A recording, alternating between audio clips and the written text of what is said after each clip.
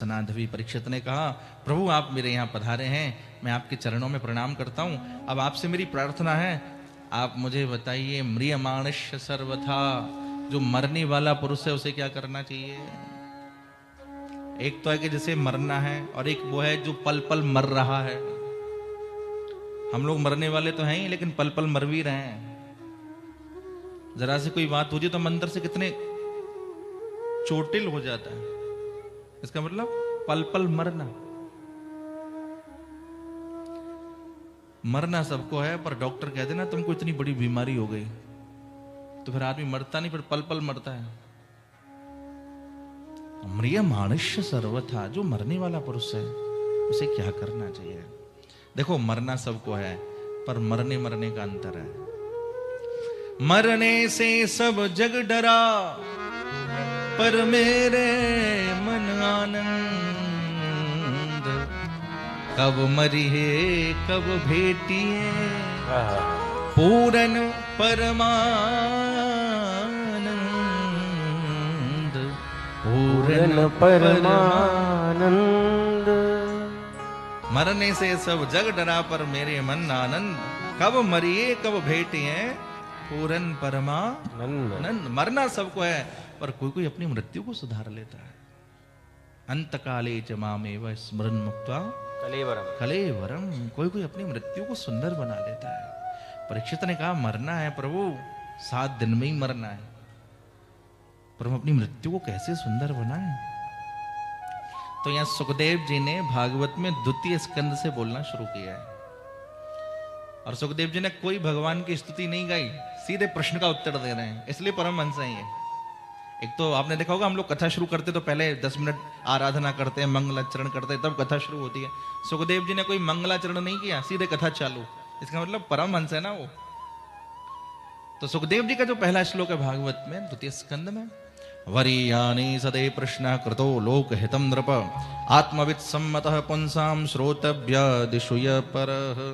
सुखदेव जी कहते हैं, परीक्षित तुमने बहुत अच्छा प्रश्न किया, अपने लिए नहीं किया, पूरे संसार के लिए किया है। मरना सबको है, जैसे पता चल जाए मेरी मृत्यु मेरे नजदीक है, उसे क्या करना चाहिए? 3 बातें बताई। कौन कौन सी? तस्मात् भारत सर्वात्मा भगवान ईश्वरो हरे, श्रोतव्यः कीर्ततव्यश्च स्मरतव्यश्चेच्छता भयम, स्मरतव्यश्चेच्छता भयम। उसे 3 बातों का ध्यान रखना चाहिए। पहली बात बोले श्रोतव्य, उसको कथा सुननी चाहिए। राधे राधे राधे अच्छा राधे। महाराज, कथा में आके अगर नींद लग जाए तो जो पड़ोसी बैठा कौनी मार के जगा देनी चाहिए। मैं देखता हूं यहां तो कोई ऐसा है नहीं, पर श्रोतव्य। राधे राधे। मुझे ठाकुर जी ने इसीलिए बिठाया यहाँ पे कि मैं आप सबको देखता रहूं। राधे राधे राधे राधे। पीछे वाले पे भी नजर रहती है मेरे। तो पहला बोले श्रोतव्य, सुनिए, सुनिए नहीं पान करिए, पहला श्रोतव्य। दूसरा कीर्ततव्यश्च, कथा में संकीर्तन आए तो कीर्तन करिए, उछल उछल करके, नाच नाच करके, ठाकुर जी को रिझा रिझा करके कीर्तन करना चाहिए। नारद जी की परंपरा से नारद जी जब कथा करते हैं ना तो उछल उछल करके कीर्तन कर करके नाचते हैं। हनुमान जी जब कथा करते हैं तो हनुमान जी उछल उछल करके कीर्तन करते हैं, नाचते हैं। और आप देखिए भैया, आपकी बंगाल में नवद्वीप है पास में, जहां से श्रीमन चैतन्य महाप्रभु की परंपरा प्रकट हुई है। आहा, क्या कहना, कृष्णा अवतार के अद्भुत स्वरूप श्रीमन चैतन्य महाप्रभु, जिनको प्रेमा अवतार कहा जाता है, आवेश अवतार कहा जाता है। श्रीमन चैतन्य महाप्रभु जब कीर्तन करते थे ना तो ऐसे नाचते थे, क्या कहना। कीर्तन हो रहा है, कोई मृदंग बजा रहा है, कोई तबला बजा रहा है, कोई सितार बजा रहा है, और श्रीमन चैतन्य महाप्रभु हरे कृष्ण महामंत्र का कीर्तन कर रहे हैं।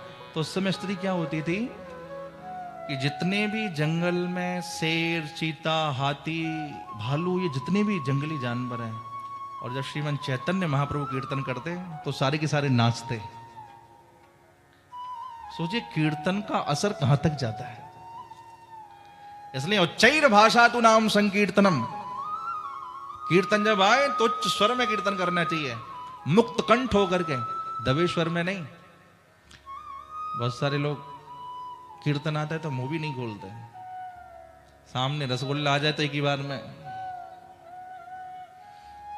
पिक्चर का टेढ़ा मेढ़ा गाना कैसा भी हो एक ही बार में सब याद हो जाता। एक बार तो कहाँ की बात, जोधपुर की बात, मैं किसी के साथ जा रहा था गाड़ी में और जैसे ही बैठा तो उसमें गाना बजा, मेरा दिल बोले चाय चूं चाय चूं। तो अब मैंने सोचा ये क्या हुआ इसमें। अच्छा, उसको जिसके साथ मुझे जाना था उसने बंद नहीं किया, उसको वो खुलना रह गया। तो मैंने जब उसने देखा बोले ये बज रहा है, फिर बंद कर रहा है वो, मैंने कोई बात नहीं चलने दे। पर वैसे भी आप देखिए इधर उधर की बातें हमें बहुत जल्दी समझ में आती है, पर भगवान की बात है जिन्हें समझ में आ जाती हैं आ ही जाती हैं, पर जिन्हें नहीं आती उनको बिल्कुल आती ही नहीं। भाई क्या करोगे आप।